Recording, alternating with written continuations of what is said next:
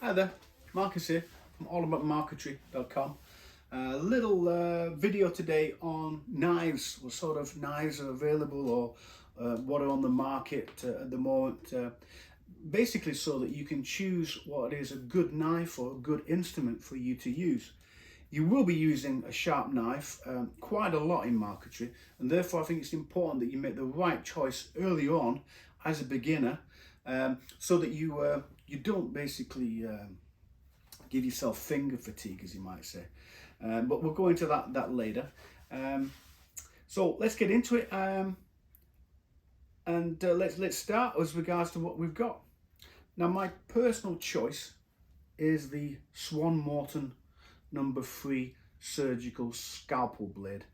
It looks a little bit intimidating. I've done a video on this, by the way, so you know how to take the blade on and off. They're well balanced, they feel good, they handle extremely very well. I do have a number 4, but I do believe the 4, it's a bit too chunky. The blades are a bit too big for me. It's a little bit out of proportion, so I don't use 4 that much. I usually use a number 3. They're a lot more, they're very precise, they just feel good. That's my choice of blade. If you do go to a craft shop and buy a Swan Morton blade, you will find that they sell these little packs, 5 blades in each one, and they're usually sealed in a sort of wax paper to keep them well preserved. So that's the scalpel. There's another kind of craft knife that people use for veneering, and yeah, it's just a simple craft knife, a very sharp one. Again, these are sold, you can get these online. They're sold maybe 4 or 5 different blades, or the same blade. There is a way that we can sharpen these and keep them maintained. There's a video or there's notes on that. Go and look in the lesson notes. There's lots of tips also as regards to putting medical fabric tape on your finger, especially when you start off doing this. Like I say, you'll be using these knives a lot, so look at the tips. I do the tips because if I miss something in the video, I've always got a backup. I've always got a second chance to give you that knowledge, to give you that information. Another kind of craft knife is this extendable one. They're okay, they're great for cardboard and cutting paper, but you won't see me using this for marquetry. It's too flimsy, too wobbly. I need consistency, I need control. There's other little versions on the market as well, same sort of thing, click, click, click.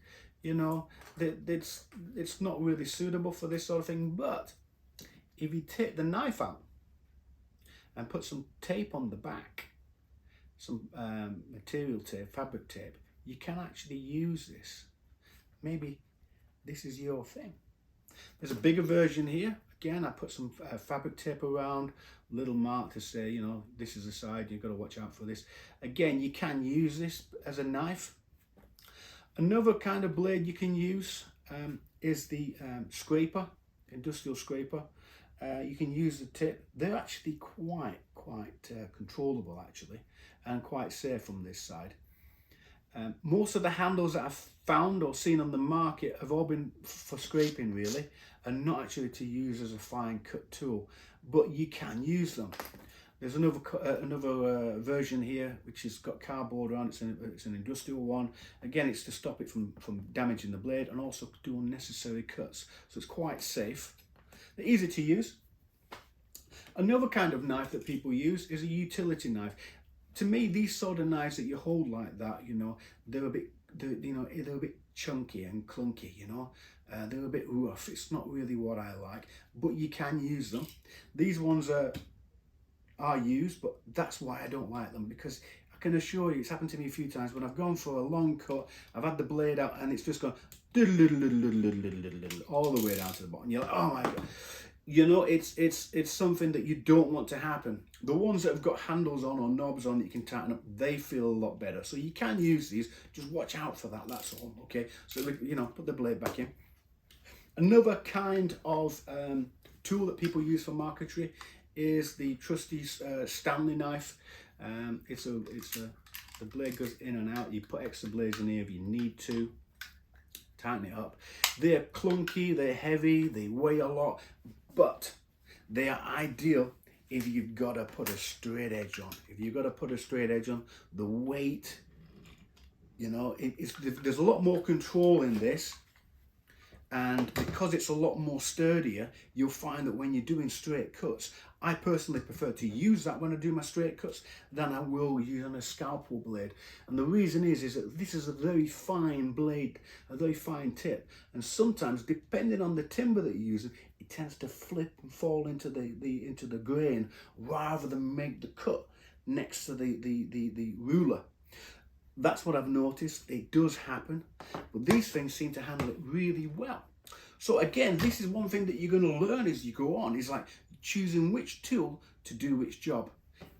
Fine, intricate, straight and precise.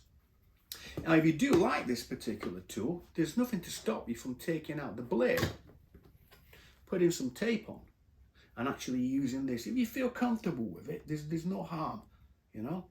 And these things come in like, you know, packs of 5, 10. You buy them in most hardware stores.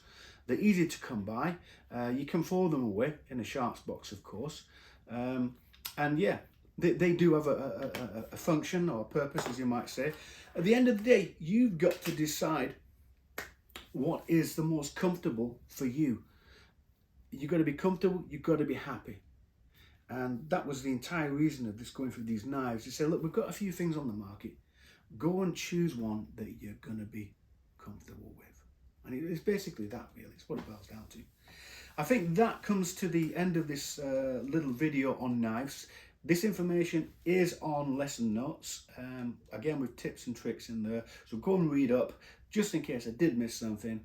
And second to that, I'd like to say thanks for joining us. Thanks for coming to the video. And hopefully we'll see you in some more. Catch you in a bit.